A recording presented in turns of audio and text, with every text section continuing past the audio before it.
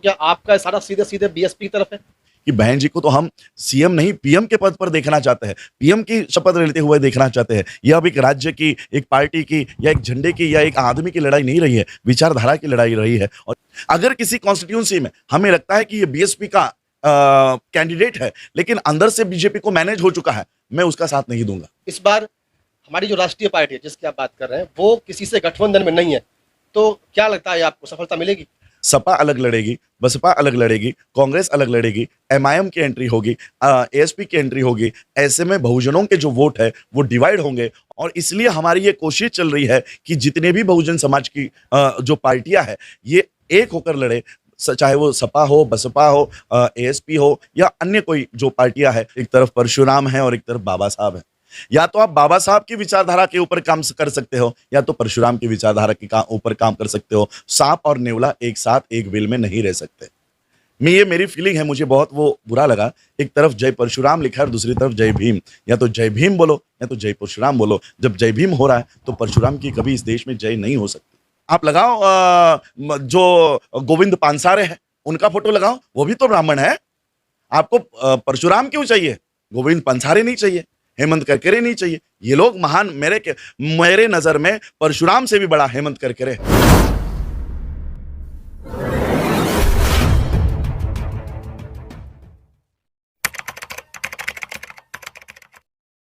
नमस्कार, जय Bhim. BM news देख रहे हैं आप और मैं हूं आपके साथ में हरिकृष्ण भारती। आज हमारे साथ एक खास मेहमान, संविधान निर्माता बाबा साहब डॉक्टर भीमराव अंबेडकर जी के परपौत्र माननीय रायत अम्बेडकर साहब हैं। तो सर, सबसे पहले जय भीम आपको। जय भीम, जय संविधान। तो सर, बहुजन मैत्री सम्मेलन का दूसरा चरण और लगभग मध्यम वर्ग पे आप आ चुके हैं, मध्यम पे आ चुके हैं उसके पे। तो आप यूपी के अलग अलग क्षेत्रों में जा रहे हैं। हम जानना चाहेंगे कि अनुभव कैसा रहा अपने लोगों के बीच आकर? देखिए, उत्तर प्रदेश में आने का आह्वान, इसका इनविटेशन मुझे बनते सुमित रतन जी ने दिया। बनते सुमित रतन जी मुझे पंजाब में मिले। हम लोग कनाडा के जो हमारे लोग हैं, जो जिनसे मैं बहुत सालों से जुड़ा हुआ हूँ, उन्होंने मुझे एक बात बताई कि पंजाब में बौद्ध धर्म में बहुत सारी घुसपैठ हो रही है और पंजाब में इस तरह के भंते बौद्ध विहारों में घुस चुके हैं जो बाबा साहब की प्रतिमाओं को, 22 प्रतिज्ञाओं को बौद्ध धर्म से हटाने का काम, बौद्ध विहारों से हटाने का काम कर रहे हैं। तब पंजाब के लोगों, कनाडा के जो लोग थे, उन कनाडा के लोगों में मैंने बनते सुमित रतन जी के बारे में हमारी बात होती थी कि वो किसान आंदोलन में बैठे हुए हैं, जुड़े हुए हैं। तो कनाडा के लोगों ने कहा कि हम बनते सुमित रतन जी को और आपको बुलाना चाहते हैं। तो मेरी मुलाकात बनते जी से वहाँ पर हुई। बनते जी ने देखा कि बाबा साहब के परिवार के लोग आज भी मूवमेंट में लगे हुए हैं, धम्म की मूवमेंट बढ़ा रहे हैं। क्यों ना इनको उत्तर प्रदेश में लाया जाए और हर जिले में इंट्रोड्यूस किया जाए। मैं इससे पहले भी उत्तर प्रदेश में आकर गया हूँ, लेकिन इतने डिटेल और इतने सारे जिलों में नहीं गया था। तो एक फेज उन्होंने मेरा 10 दिन का किया। 10 दिन का जो फेज हुआ, मुझे ऐसा लगने लगा कि मैं इतने सालों से अलग अलग राज्यों में जा रहा हूँ। उत्तर प्रदेश में भी आके गया, बड़ी बड़ी सम्मेलनों में आकर गया, लेकिन जिस ग्राउंड लेवल पर बनते जी ने हमें यहाँ पर लेकर आ रहे हैं, सही मायने में उस तरह का काम अगर 10 साल में हो जाए तो बहुजनों की सामाजिक, आर्थिक, धार्मिक और राजनीतिक क्रांति इस उत्तर प्रदेश से शुरू हो सकती है। ऐसा अनुभव मुझे यहाँ पर रहा। मैं आज ये जो सेकंड फेज चल रहा है, कई-कई जगहों पर बरसात का बहुत समस्या थी। मैंने बंते जी से कहा कि बंते जी, इतनी बरसात हो रही है, हम कार्यक्रम कैंसल कर देते हैं। बंते जी ने कहा कि 5 लोग भी अगर हो तब भी हम जाएँगे। लेकिन वहाँ जाकर देखता हूँ तो सारा हॉल भरा पड़ा है। इतने बरसात में भी लोग वहाँ पर सुनने के लिए, देखने के लिए आ रहे हैं। जिस जगह पर, जिस जिले में मेरा कार्यक्रम होता है और जिस जिले से मैं निकलता हूँ, रास्तों में 7 से 8 बड़ी संख्या में लोग रास्तों के ऊपर बैठते हैं और सही मायने में बहुजन मैत्री सम्मेलन क्या होता है, मैंने अभी अनुभव किया। मुझे खाना खिलाने के लिए संत कबीर आश्रम के लोग बुलाते हैं। हमने अभी 2 दिन पहले मैं कबीर आश्रम में रहा। उन्होंने उनका पूरा आश्रम हमें दिया, हमारे कार्यकर्ताओं को दिया। उन्होंने कहा ये पूरा आश्रम तुम्हारा है, किचन में सब कुछ रखा हुआ है, दूध रखा हुआ है, गैस रखा हुआ है, जो चाहिए आप बना सकते हो। देखो, संत कबीर के जो अनुयायी है आज हमको बुला रहे हैं, वाल्मीकि समाज के लोग हमको बुला रहे हैं, रविदास कम्युनिटी बुला रही है, मुस्लिम समाज भी हमारा स्वागत कर रहा है।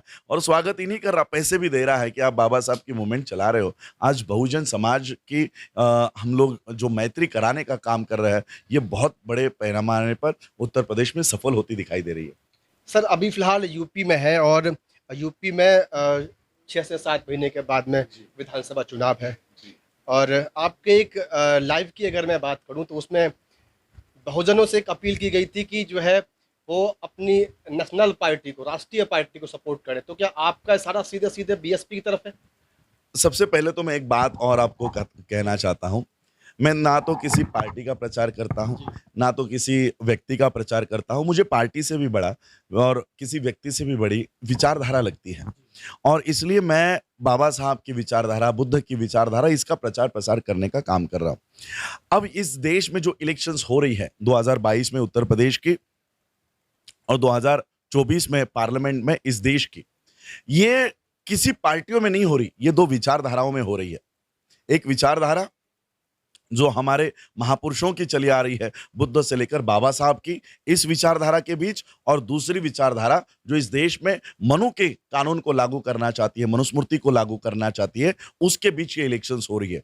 इसलिए हमने ये देखा कि बहुजन हम समाज के लोग हम ज्यादा है, और हमारे संगठन भी ज्यादा है, पार्टियां भी ज्यादा है, और इससे होता क्या है, हमारे वोट्स डिवाइड हो जाते हैं। एक समाज के लोग जिनकी संख्या ज्यादा है, ये 10 पार्टियों में वोट देकर आ जाते हैं। कांग्रेस में ही हमारे लोग वोट देके आ जाते हैं, बीजेपी को भी हमारे लोग वोट देते हैं, बसपा को देते हैं, अब और एक नई पार्टी आ गई उसको देंगे, सपा को देंगे। तो मेरा ये कहना था कि अब इस देश में दो विचारधारा की लड़ाई चल रही है। ऐसे हालात में हम लोगों को आपस की सारी लड़ाइयों को भूलकर, आपस में जितने झगड़े हैं ईगोस को भूलकर, हमें एक ही पार्टी के पीछे, किसी के पीछे खड़ा होना चाहिए। और मेरा आज भी यह कहना है कि इस देश में जो पार्टी कांग्रेस को, बीजेपी को सत्ता में आने से रोक सकती है, हमको उसके पीछे जाना चाहिए और इकट्ठा जाना चाहिए। आधे आधे करके, बिखरे बिखरे हुए नहीं जाना चाहिए। इसलिए मैं हमेशा ये कहा करता हूं कि बहन जी को तो हम सीएम नहीं, पीएम के पद पर देखना चाहते हैं, पीएम की शपथ लेते हुए देखना चाहते हैं। यह अब एक राज्य की, एक पार्टी की, या एक झंडे की, या एक आदमी की लड़ाई नहीं रही है, विचारधारा की लड़ाई रही है। और इसलिए हमारे विचारधारा के लोग संसद में, पार्लियामेंट्स में, विधानसभाओं में हमारे लोग होने चाहिए। इसलिए मैं ये बात हमेशा अपने मन से करता हूँ। सर आपने स्पष्ट आप नहीं कह पा रहे हैं कि बीएसपी को सपोर्ट करें। आपने जो अपने माध्यम से एक लाइव में जो कहा था, राष्ट्रीय पार्टी का मतलब, मैं हम थोड़ा सा स्पष्टीकरण जो है इस पर चाहते हैं। राष्ट्रीय पार्टी का मतलब बीएसपी है? देखो, मैंने ये भी मैंने कहा है कि बीएसपी हमारी नेशनल लेवल की पार्टी है, बहुजनों की। इसका मतलब ही वही हो जाता है। लेकिन फिर भी मैं और भी इसमें एक बात जोड़ना चाहता हूँ। मैंने कई कई जगहों पर देखा है, हमारे महाराष्ट्र में भी ये हुआ है, वंचित बहुजन आघाड़ी का जो प्रयोग था वो किस तरह से हुआ। मैं और एक बात भी मैंने इसलिए कही कि ये दो विचारधारा की लड़ाई है। जिस कॉन्स्टिट्यूंसी में मैं अपनी विचार रख रहा हूं, जिस कॉन्स्टिट्यूंसी में कि आपको लगता है कि इस कॉन्स्टिट्यूंसी में चाहे वो निर्दलीय क्यों ना हो, वो बीजेपी को हरा सकता है। अगर ये इतनी पावर उस कॉन्स्टिट्यूंसी के कैंडिडेट के पास है, चाहे वो निर्दलीय क्यों ना हो, हमको उसको साथ देना है। अगर किसी कॉन्स्टिट्यूंसी में हमें लगता है कि ये बीएसपी का कैंडिडेट है, लेकिन अंदर से बीजेपी को मैनेज हो चुका है, मैं उसका साथ नहीं दूंगा, मैं उसका साथ नहीं दूंगा। मुझे, इसलिए मैंने कहा, मुझे पार्टी से बड़ा, नेते से बड़े इस देश का संविधान है। देश के संविधान को बचाने के लिए, बाबा साहब के विचारधारा को बचाने के लिए अगर कोई निर्दलीय भी काम करता हो, मैं उसके साथ हूं। और अगर बस बहुजन समाज के किसी भी पार्टी का कैंडिडेट अगर इसकी लड़ाई नहीं लड़ता है, मैं उसके साथ नहीं। अच्छा सर, 2019 लोकसभा का चुनाव था। हालांकि लोकसभा का चुनाव और विधानसभा चुनाव के मायने थोड़े से बदल जाते हैं, खासकर हम यूपी की बात करें तो 2019 का चुनाव अगर हम देखते हैं, सपा और बसपा दो दिग्गज पार्टियां जिन्होंने यूपी में बहुत सालों तक जो है सत्ता को संभाले रखा, उन्होंने मिलकर के चुनाव लड़ा, लेकिन सफलता नहीं मिल पाई। इस बार हमारी जो राष्ट्रीय पार्टी है जिसकी आप बात कर रहे हैं, वो किसी से गठबंधन में नहीं है, तो क्या लगता है आपको सफलता मिलेगी? देखिए, मैं मेरे विचार रखने से बढ़कर जो इस देश में पत्रकारों ने सर्वे किया है, एनडीटीवी का रिपोर्ट है, एनडीटीवी का रिपोर्ट है कि 2022 की जो इलेक्शन है उत्तर प्रदेश में, ये सभी लोग अपने अपने पक्ष से लड़ने वाले पार्टी से कोई गठबंधन नहीं होने वाला। और इसका परिणाम ये होगा, सपा अलग लड़ेगी, बसपा अलग लड़ेगी, कांग्रेस अलग लड़ेगी, एमआईएम की एंट्री होगी, एएसपी की एंट्री होगी। ऐसे में बहुजनों के जो वोट है वो डिवाइड होंगे और बहुत ही कम मार्जिन पर उत्तर प्रदेश में बीजेपी फिर से अपनी सरकार बनाएगी। ये एनडीटीवी का रिपोर्ट है। और इसलिए हमारी ये कोशिश चल रही है कि जितने भी बहुजन समाज की जो पार्टियां हैं ये एक होकर लड़े, चाहे वो सपा हो, बसपा हो, एएसपी हो या अन्य कोई जो पार्टियां हैं जो इस देश के संविधान को मानती है, जो कभी ये इस देश के संविधान को हटाने की बात नहीं करती है, ऐसे पार्टियों को एक होकर लड़ना होगा। मेरी कई सारी मीटिंगें नेशनल लेवल के लीडर्स से चल रही है, रिलीजियस लीडर्स से चल रही है, ताकि वो लोग इन नेताओं के ऊपर दबाव बनाने का काम करें, इन नेताओं को एक लाने का काम करें। कई सारी मेरी मीटिंग्स चल रही है। सर एक सवाल और आपसे, इसके बाद एक सवाल आपसे और रहेगा। बीएसपी के द्वारा जो ब्राह्मण सम्मेलन चलाए गए उनको बाद में प्रबुद्ध वर्ग सम्मेलन के नाम से जोड़ दिया गया और सतीश मिश्रा जी उसको लगातार यूपी के अलग अलग जिलों में जो जा रहे हैं, किस तरह से देखते हैं आप इसको? देखिए, बहुत लोगों ने सवाल उठाए, इसलिए मेरा सवाल। पहले तो मैं बसपा का मेंबर नहीं हूँ, सदस्य नहीं हूँ, तो इंटरनल वो क्या कर रहा है इसके ऊपर टिप्पणी करना ये मेरा अधिकार नहीं है। मुझसे ज्यादा बहन माया कुमारी जी को, बहन मायावती जी को ये पता होगा कि उनको किस तरह से काम करना है, किस तरह के सम्मेलन लगाने हैं। लेकिन एक जहां पर मेरी सभा हो रही थी वहीं पर ये ब्राह्मण सम्मेलन या प्रबुद्ध सम्मेलन जिसे कहा जाता है वो भी हो रहा था।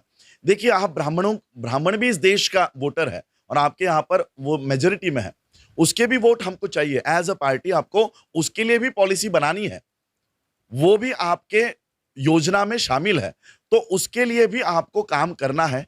ये हर पॉलिटिकल पार्टी का काम होना चाहिए, लेकिन अपने विचारधारा के साथ हमको समझौता नहीं करना। मैंने बसपा के वो पोस्टर्स देखे, क्या नाम है वो, हथौड़ा लेकर या क्या, परशुराम जी की शायद वो देखी होगी आपने, परशुराम, एक तरफ परशुराम है और एक तरफ बाबा साहब है। या तो आप बाबा साहब की विचारधारा के ऊपर काम कर सकते हो या तो परशुराम की विचारधारा के ऊपर काम कर सकते हो। सांप और नेवला एक साथ एक बिल में नहीं रह सकते। सांप और नेवला एक बिल में नहीं रह सकते। या तो परशुराम की विचारधारा पर काम करो या तो बाबा साहब की। मेरा ये न्यूट्रल, मेरा ये व्यक्तिगत फीलिंग है। मेरी फीलिंग है। मुझे बहुत वो बुरा लगा, एक तरफ जय परशुराम लिखा है और दूसरी तरफ जय भीम। या तो जय भीम बोलो या तो जय परशुराम बोलो। जब जय भीम हो रहा है तो परशुराम की कभी इस देश में जय नहीं हो सकती। मतलब व्यक्तिगत तौर पे आप ये मेरी पर्सनल फीलिंग्स है। मैंने ये बात मैंने कभी किसी मंच से नहीं कही, ये बात मैंने कभी किसी ना तो मेरे फेसबुक से कही। ये मेरी पर्सनल फीलिंग है और मैं ये चाहूंगा कि ब्राह्मणों के वोट्स भी हमें चाहिए, लेकिन हमें अपने विचारधारा के साथ वहां से नहीं भटकना है। हमें अपनी विचारधारा से नहीं भटकना है। ब्राह्मणों के वोट चाहिए तो आप लगाओ ना हेमंत करकरे का फोटो, आप लगाओ जो गोविंद पानसारे है उनका फोटो लगाओ, वो भी तो ब्राह्मण है। आपको परशुराम क्यों चाहिए? गोविंद पानसारे नहीं चाहिए, हेमंत करकरे नहीं चाहिए। ये लोग महान, मेरे नजर में परशुराम से भी बड़ा हेमंत करकरे है, गोविंद पानसारे है। चाहे वो ब्राह्मण क्यों ना हो, मेरे लिए सबसे बड़े है।